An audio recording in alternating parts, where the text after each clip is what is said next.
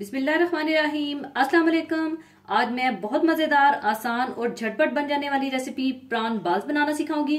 और जिस तरीके से मैं आपको बनाना सिखाऊंगी, यानी स्प्रिंग रोल के रैपर्स को ऊपर चिपकाऊंगी, तो इसकी लुक बहुत प्यारी आएगी। तो इसको बनाने के लिए हमें चाहिए होंगे प्रॉन्स 250 ग्राम, यानी इसकी टेल्स वगैरह निकाल कर इसका पानी वगैरह खुश करके इसका वजन 250 ग्राम होना चाहिए।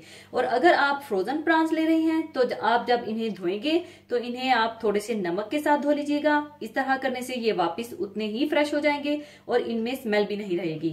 और इनके आप छोटे छोटे पीसेस कर लीजिएगा। और oil 1.5 table spoon, cornflour 1.5 table spoon, नमक 1/2 टी स्पून और 1/2 tea spoon sugar, white pepper powder 1/4 tea spoon, तिल का तेल 1/2 टी स्पून और 1 अदद अंडे की सफेदी हल्की सी फिटी हुई और 2 टेबल स्पून बारीक कटी हुई हरी प्याज चाहिए होगी। और स्प्रिंग रोल के रैपर्स चाहिए होंगे हस्बे जरूरत। और स्प्रिंग रोल के रैपर्स को अलग अलग करके इन्हें रिबन की शक्ल में लंबाई में काट लीजिएगा। और तलने के लिए तेल चाहिए होगा। तो सबसे पहले आप चॉपर में प्रॉन्स डाल लीजिए।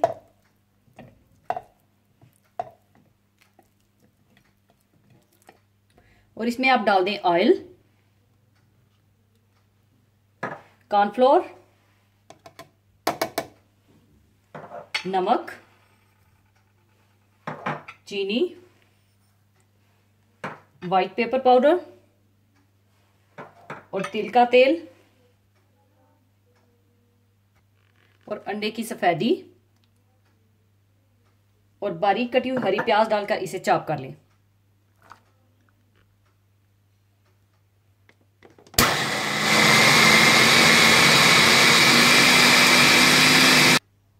चॉप करने के बाद अब इसे मैं दूसरे बर्तन में शिफ्ट कर लूंगी।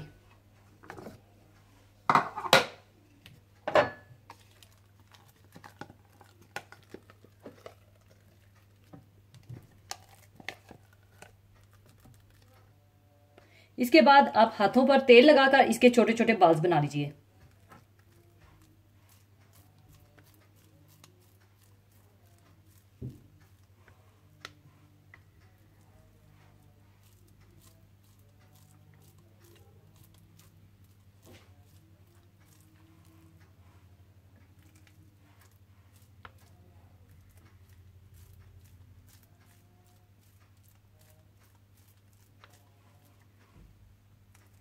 सारे बॉल्स बनाने के बाद आप स्प्रिंग रोल के रैपर्स को इस तरह से लंबाई में रिबन की शक्ल में काट लें।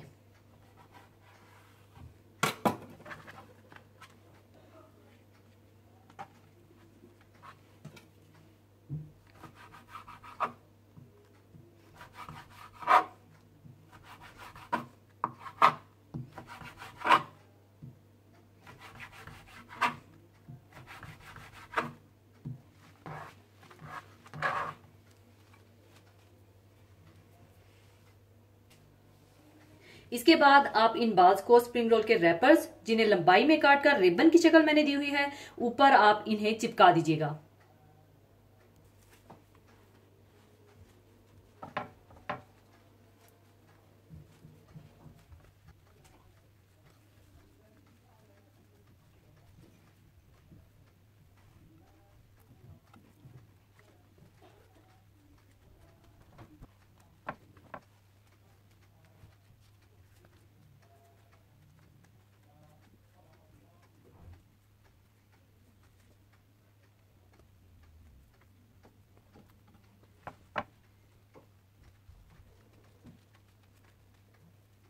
सारे रिबन ऊपर चिपकाने के बाद आप तेल गरम कर लीजिए और इन्हें डीप फ्राई कर लीजिए।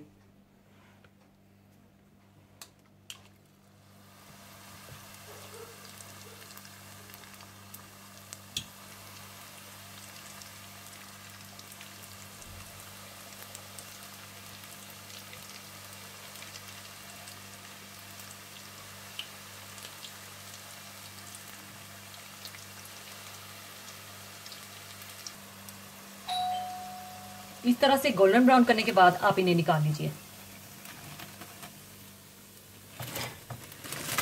और इसी तरह से आप सारे प्रॉन बॉल्स को फ्राई कर लें।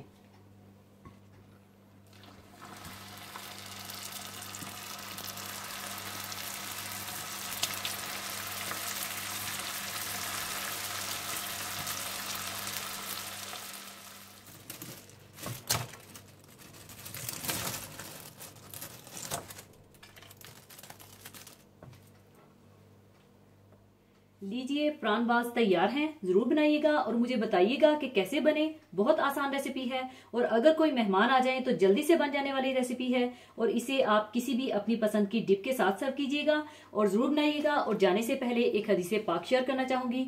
हदीसे पाक इस तरह से है। हजरत अबू मूसा अशअरी रजी अल्लाह ताला अन्हो से रवायत है कि रसूलुल्लाह सल्लल्लाहु अलैहि वसल्लम ने मुझसे एक दिन फरमाया, मैं तुम्हें वो कलमा बताऊं जो जन्नत के खजानों में से है। मैंने अर्ज किया कि हाँ हजरत सल्लल्लाहु अलैहि वसल्लम, जरूर बताएं। आप सल्लल्लाहु अलैहि वसल्लम ने फरमाया, वो है ला हौला वला कुव्वता इल्ला बिल्लाह। नेकी करने और बुराई से बचने की ताकत अल्लाह की तौफीक के बगैर नहीं। अल्लाह ताला का जिक्र एक ऐसी आसान इबादत है कि इसे इंसान मामूली सी तवज्जो से हर वक्त अंजाम दे सकता है। इसके फजाइल और फवायद लातादाद हैं। कुरान मजीद और अहादीसे मुबारका में इसकी बेइंतहा ताकीद है और इस पर अमल पैरा होने पर बेइंतहा अजर सवाब का वादा है।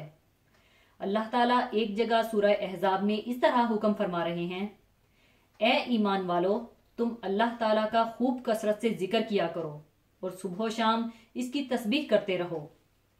इसी जिक्र की कसरत से अल्लाह ताला की मोहब्बत पैदा होती है। अल्लाह ताला के साथ ताल्लुक मजबूत होता है और इंसान की रूह को ग़िज़ा मिलती है। इस रूहानी कुव्वत के नतीजे में इंसान के लिए नफ्स और शैतान से मुकाबला करना आसान हो जाता है और गुनाहों से बचने में भी सहूलत होती है। और हर जिक्र के साथ नामाए आमाल में नेकियों का इजाफा होता चला जाता है। इंसान की जिंदगी भर की तमाम जद्दोजहद का मकसद और सारी तमन्नाओं और आरजुओं का हासिल यही है कि वो हर बुरी और नापसंदीदा बात से महफूज रहे और हर तरह की इज्जत और सरबुलंदी और आराम और राहत इसे मुयस्सर हो। ला हौला वला कुव्वता इल्ला बिल्लाह की तालीम यही है और इसी यकीनो ईमान को इस हदीस में उजागर किया गया है कि बुराई, नुकसान और तकलीफ से बचाना और हर किस्म की भलाई और कामयाबी का देना सिर्फ अल्लाह ताला के हाथ में है। इस यकीन का दिल में मजबूत हो जाना ही जन्नत का खजाना है। इसी के साथ मैं आपसे इजाजत चाहूंगी। अपना बहुत ख्याल रखिएगा, दुआओं में याद रखिएगा। अल्लाह हाफिज।